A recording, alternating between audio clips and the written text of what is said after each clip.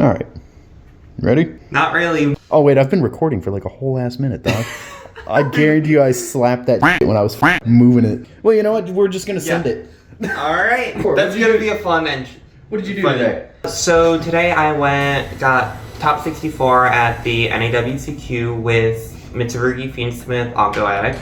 Played a 60 card pile. Would you like to also introduce yourself? Oh yes, hi, sorry. I'm Ivy. I have a Twitch that I sometimes use, and I'm gonna be posting on YouTube a lot more frequently from here on out. Well, if you find this is my YouTube channel, so hi, welcome. And before I get into the deck profile, I'd just like to shout out both SP Pass and Spriggan's Booty for a lot of help testing and everything, and Sabine and Celine for helping me really get into playing this deck a while ago and helping me out with the deck currently. Alright, and without further ado, let's start with the deck profile. I'm on 3 pre-prep, 3 Habakiri, 1 Murakumo, and 1 Futsu. Then for non-rituals, I'm on 3 Aramasa, 1 Kusanagi, 1 Saji, and 1 Night Sword Serpent. Not much to say on this. I needed as many 1-card starters as possible, which is why I'm playing max copies of them. And then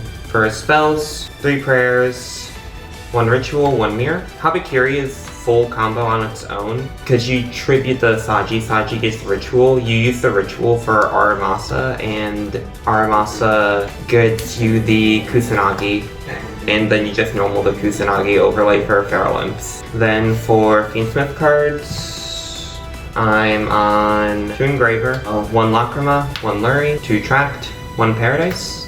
I wanted to play as little into droll as possible, which is why I went for 2 Tract over 3 Engraver, 1 Tract. Fiendsmith doesn't do anything on its own, but it's really strong to either start with to help you play into Bystials or to use to extend later on in the combo. So you mentioned you wanted to avoid droll. Why not Sanct instead?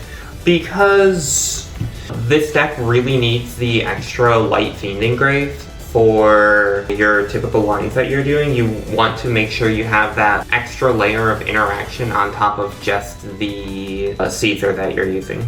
Because I'm not running Sequence or anything like that in this list. Alright. Next up, we have 3 Noya. This card is one of the strongest cards in the deck. This card plus any normal summon facilitates full combo, as well as just normal summoning this gets you into the Mitsurugi and Fiendsmith parts of your deck. I'm playing 1 Nunu. This comes up quite a lot, especially off of sending it off of Snake Rain. After summoning back the Noya off of the curse, you get to summon back the Nunu, either go into King of the Feral Imps there, or you can go into Haggard Lizardos and just get yourself a free draw off of that. And then for the Ogdo spells, I'm playing 1 Water Lily, 1 Daybreak. Water Lily lets you combo if you open Noya Curse, because you normal the Noya for Water Lily for the Night Sword Serpent. Then that's just King of the Feral Imps, Habakiri, whole 9 yards. So this deck is 18 1-card starters. Playing 60, I have a few hard garnets in here that I never want to open, but I wanted to also maximize the amount of starters to compensate for that. And it worked pretty well. Moving on to the last card of Engine, Snake Rain. This card is insane. This card single-handedly wins games if you're able to just hold it until like your opponent uses some interaction, because you just send 4 names. Like, if you just send these 4, the Night Sword summons itself back, giving you free material for the Curse to tribute to summon. Then Curse summons out the Noya. Noya adds you either of these spells. Nunu summons back, makes King of the Feral Imps, and then you just get to play Mitsurugi right off of that. It's just more starters for the deck. So it's like Grass, but with fundamental differences. Yeah, it's Grass, but you get to choose what you're milling. So it's like Painful Choice. Yeah. Yeah. Then for non-engine, I am running 3 Ash, 3 Imperm, 3 Fua, 3 Droll, 5 Bystials, and the Bystials you're running, they are Mag, Druisworm, and 3 Baldrake. Yep. Baldrake has overperformed this entire event. The ability to just either tribute off a ritual monster, have this as extra interaction, let's say you're playing against Orcust or something, turns your Baldrake into 2 pieces of interaction rather than 1, and just also extend you in some really awkward hands and just into Fiendsmith or something is so important.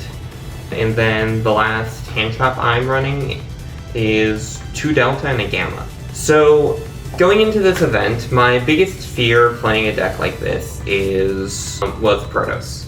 I wanted as many answers to Protoss as possible, which led me to wanting to play Gamma. Playing Gamma in Driver though just felt really weird, especially in 60, playing this like 1-1 brick to engine ratio, and the more I thought about it, the more Delta felt like it was in a very strong position this format.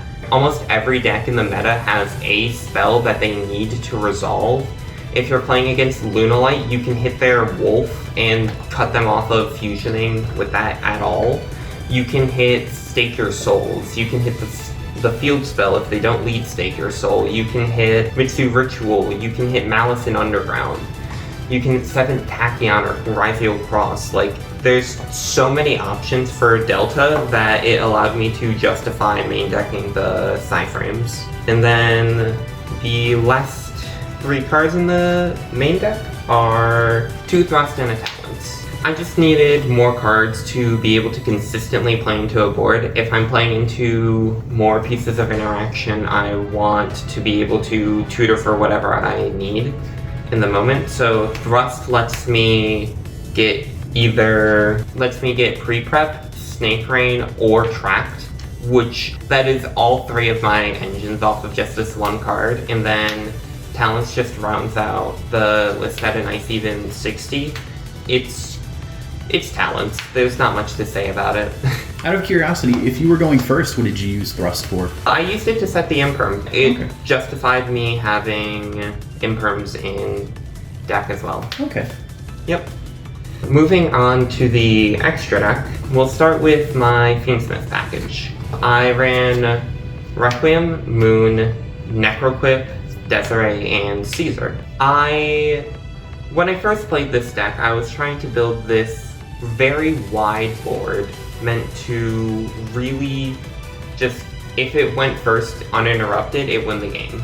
But it left the extra deck needing so much space that would rather be used on better cards. So I ended up trimming down both Agnum Day and Sequence in this list, so that I'm using Fiendsmith strictly for Caesar and also for Chaos Angel. I'll talk about this one more because I need to go into this a lot deeper. But very small Fiendsmith package worked out really well for me, allowed for so much more flexibility in the extra. Moving on, we have just the generic links: IPSP, Underworld Goddess, Unicorn, and Lizardo's Sling Snapper. I didn't make this card once, but it did make me feel comfortable having it in case I went up against like any weird decks like Morganite Stun or anything like that. Just having in-engine back row hate made me feel a lot safer. Unicorn overperformed for me. This card allowed my IP to have interaction even if I had to resolve a Lancia. It allowed me to bridge into A-Bow off of just Ogdoadic Daybreak, tributing a level 8, and it also out certain things like a Vanquishful Start without having to go through SP to get rid of it, so I can force through a Murakuma. And then lastly, A-Bow. This card's my most common end board piece just because it allows me to summon anything back from grave. It's really strong into Vanquishful, being able to non-targeting pop something, because if you, let's say you have Imperm, they try to chain something to dodge it, you can chain A-Bow even if they have a third piece of interaction to get rid of their body, they bounce the thing you impermed, and you just A-Bow pop the thing they summoned instead, making them use so much interaction on just that one card. And then that's all for the links. The other two Xyz I'm playing are King of the Pharynx and Dugaris. Pharynx just bridges the entire deck into itself. I don't think I would play this deck without it. And Dugaris, if you already have like all your engines, when you can make a rank 4, you can go for Dugaris just to get a few extra draws.